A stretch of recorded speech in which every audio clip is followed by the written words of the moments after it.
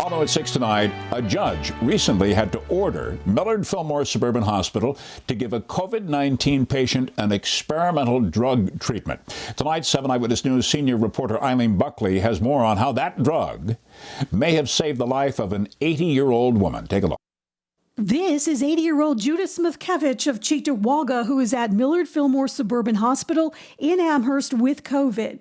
She was placed on a ventilator in late December.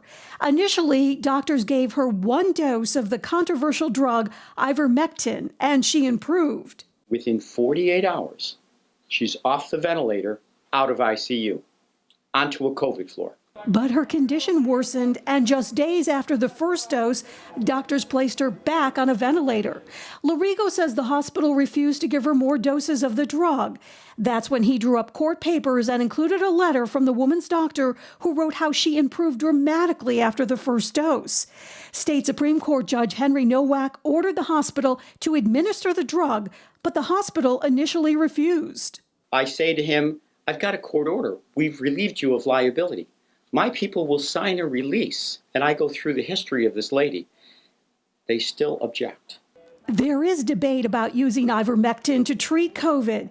The FDA-approved drug is used mostly to treat children for head lice, but it has been effective for some COVID patients. Some studies report a benefit, some studies do not. Infectious disease expert Dr. Thomas Russo says the drug has received significant attention. Ivermectin is believed to have both anti-inflammatory properties and potentially antiviral properties against the new coronavirus.